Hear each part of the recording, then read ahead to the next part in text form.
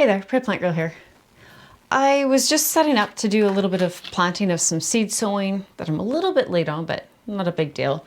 Seeds don't have to be on perfect timing. But these are seeds that I was supposed to sow at 10 weeks before my average last frost date, and I'm now getting close to 9. But that's okay, not a big deal again, it's only 1 week.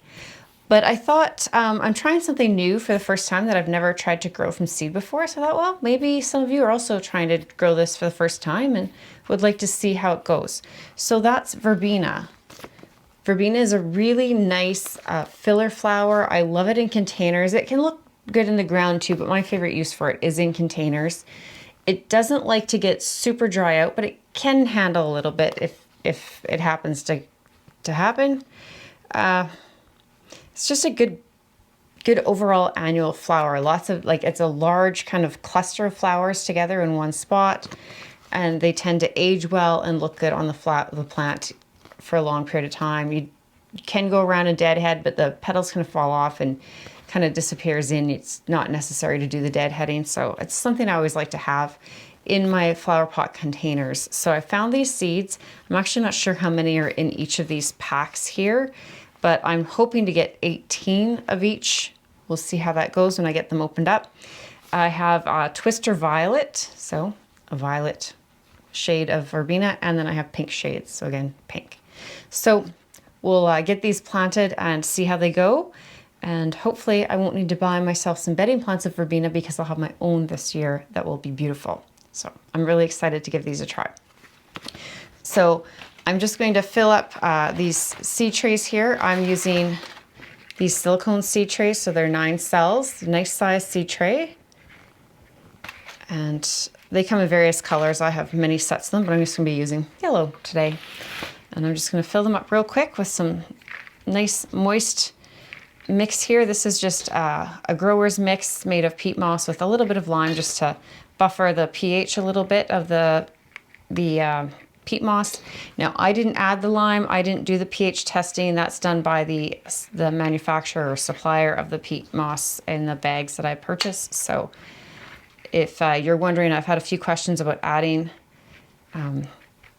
lime to your peat moss, and you just need to kind of check on your pH levels of your peat moss. Some's more acidic than others, and you just want to see, most plants want to be around in neutral to just slightly acidic growing medium. So, and you'll need to know their plants because there are a few that would actually prefer to be a little more alkaline. So you just have to kind of know what you're growing to know if you need to be doing anything to change the acidity.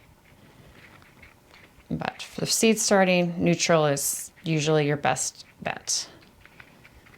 So just filling them up like that. And I'm just going to I have 4 of these. So I'm just going to fill them up real quick and then we'll get on to starting the seeds.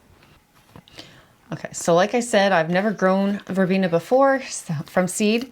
So I am just basically following the directions on the package. And it just says to start 10 weeks before your average last frost and to just cover slightly and then dome it. And it needs bottom heat. And it says sometimes it'll germinate really quickly and other times it will take a few weeks. So you just have to kind of keep an eye on it. Once you have most of your germination happened, that's when I usually take the heat away and the dome off. So let's see what these seeds look like. Oh, I probably am not getting 18 out of that. Let's see. There's a few more in here. Fight them out later. They're a nice, easy to handle seed, so that's nice. So this is a Twister Violet, so I'm going to put the tag in,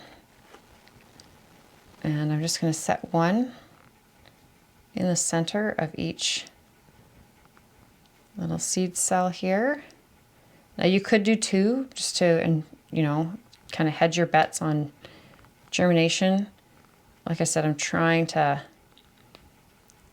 get as many of these as I can. I like to have a lot of pots of flowers going, and it'd be nice to have several and then to use them in pots that I make for other people as well. And it's just easier if they're growing individually already than to have to try and separate them out.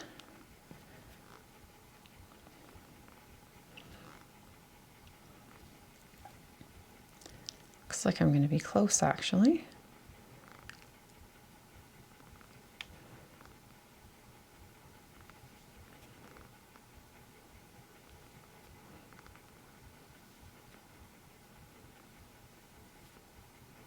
Well, there, that's exactly 18, and then I have, looks like about 4 seeds left over. Get this in there. Now I'll cover those over once I get the others done. So make sure I put these back in the right envelope so I don't get them mixed up. And then now I have the pink shades. So it should look, I would assume, the exact same as the other. And it's the exact same, instructions. So it says light is not required. I can't remember if I told you that. Light is not required for germination, but because some can germinate so quickly, they kind of recommend having them under the lights immediately just so they don't get leggy before you realize they've germinated. Which I always, unless it says darkness is needed, I always just put my newly planted seeds under lights, and then they're right there for that exact reason, that if they germinate before I notice, they have light on them immediately. Oh, there was 2 in that one. Let's see if I can move one. There.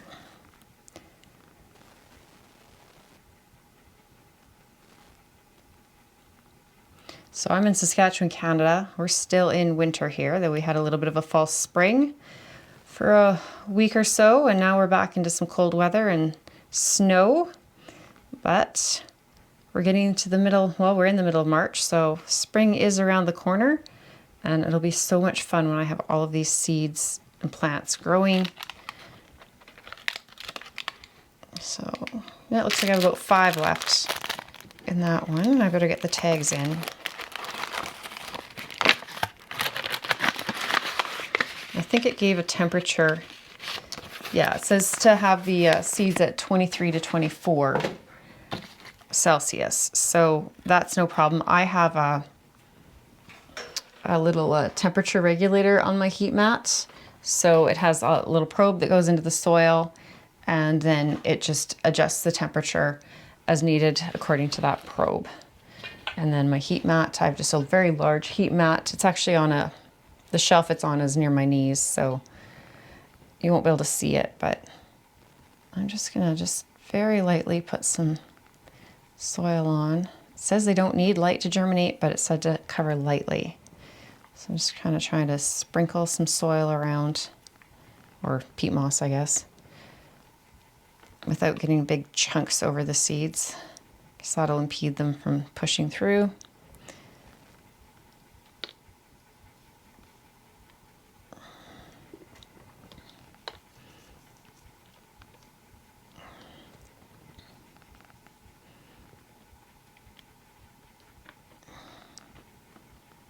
I feel like I'm kind of covering them heavy, so I'm just going to maybe pat a few in. I think I wound up with one moving over there. That's the trouble with just patting them in, is sometimes they get stuck to your finger. So.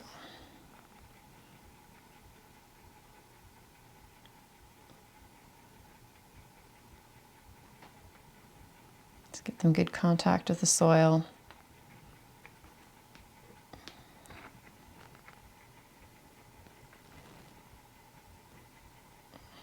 So some are covered and some I can still see kind of peeking out.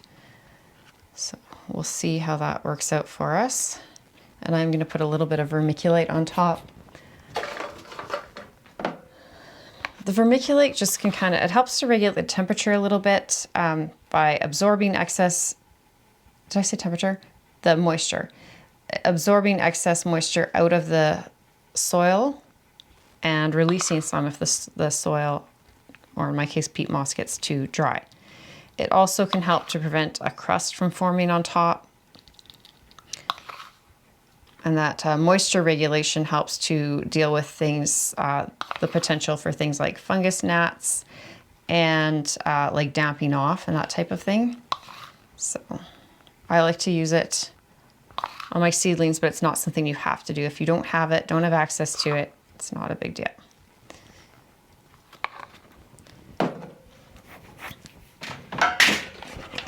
Give them a little spritz of water. Move these other seed packs. So doing this just helps to moisten that vermiculite I put on, and also helps to kind of give the seeds a good settle into the soil. If, you know, when I patted them in, they didn't quite get it. This is just another level to that. And then I'll be using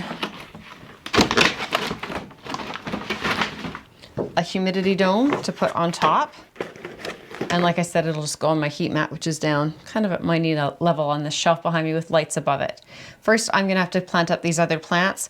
The other plants that I'm planting, that I'm just doing some catch up on from being away last week, is Dusty Miller, Nigella or Love Mist, and some Dianthus, just rainbow loveliness. If there's any in here, oh no, there's some in here. So both the Love Mist or Nigella and the Dianthus likely have reseeded in my yard a little bit, so I'm not planting a lot of either of them. The Dusty Miller, I just have a little bit left, I think. Oh, maybe I have no dust. No, there's a little bit. So I'm just gonna plant what I have here, and those would be nice. They're always nice as a nice filler plant, and they also work well as a filler in bouquets as well as in your containers. So that's what I'm going to be working on. I have videos on all of those, so I'm just going to get those done real quick, and then we'll be getting this tray onto the heat mat. But I just really wanted to share with you the verbena, because it's something new to me, and I'm not sure if it's a seed that's been available for a long time as something that you could grow yourself. So I thought maybe some of you would also like to see what I'm doing to get it going, and you can follow along to see how successful I am with growing it. So I'm going to finish this off camera, but I just, like I said, wanted to share this with you today. So thanks for coming along with me for this experiment in growing verbena, and I'll keep you updated to how it goes. If you ever want updates on how my plants are, I do an update at the end of every month on what's growing. So check back at the end of every month to see how things are going in my grow room. Thanks for watching. We'll see you next time. Bye.